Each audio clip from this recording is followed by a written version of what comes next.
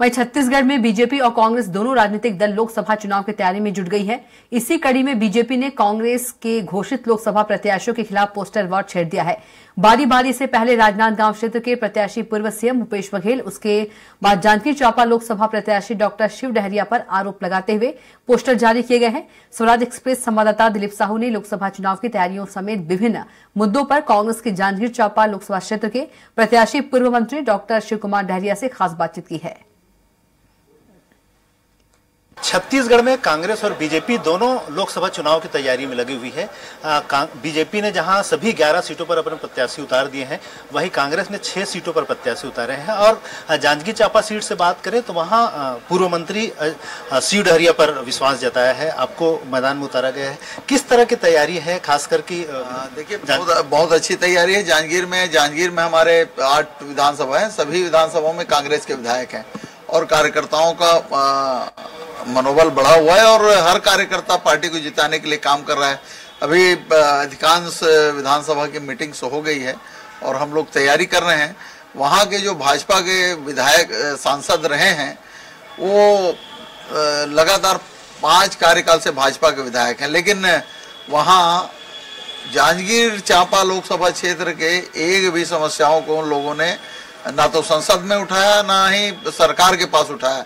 इसलिए नाराजगी भारतीय जनता पार्टी के प्रति लोगों में है और इस बार सभी लोगों ने तय किया है कि जिस तरह विधानसभा में कांग्रेस को जिता के लाए हैं, इस बार लोकसभा में भी कांग्रेस को जिता के लाएंगे। भाजपा ने जो लोकसभा प्रत्याशी हैं आपके, उसको डैमेज करने के लिए एक पोस्टर वार शुरू कर दिया है। चाहे राजनांदगांव की बात करें, आपके खिलाफ भी एक पोस्टर जारी किया गया था, आपको अवैध कब्जे का सरगना बताया है, तो इसको लेकर क्या? देखिए, भारतीय जनता पार्टी झूठ के बुनियाद पे काम करती है और सिर्फ पोस्टर में ही भारतीय जनता पार्टी इस तरह की बातें करते रहती है और उनके पास जमीन में काम करने के लिए कोई धरातल में कोई काम हो नहीं रहा है।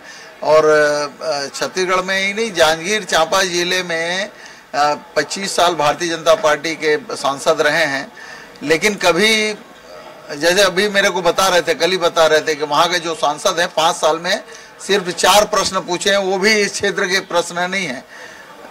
तो इस तरह के काम भारतीय जनता पार्टी के लोग करते हैं, झूठ की बुनियाद पे काम करते हैं। हमारी पार्टी जो है जनता के विकास के काम करते हैं। हम जांजगीर चांपा लोकसभा क्षेत्र के लोगों के विकास के लिए काम करेंगे और स्थानीय मुद्दों को लेकर, स्थानीय जो काम है, लोगों के छोटे छोटे काम हैं, सड़क, पानी, बिजली और लोगों के छोटे छोटे और जो समस्याएं होती है स्थानीय स्तर पर, उन सब समस्याओं का निराकरण नहीं हो पाया, उन सब हम आने वाले समय में करेंगे। देखिए, मोदी का ही गारंटी फेल है और 3 माह का कार्यकाल जो इनका रहा है वो निराशाजनक कार्यकाल रहा है। पूरे प्रदेश में कानून व्यवस्था की स्थिति चौपट हो गई है।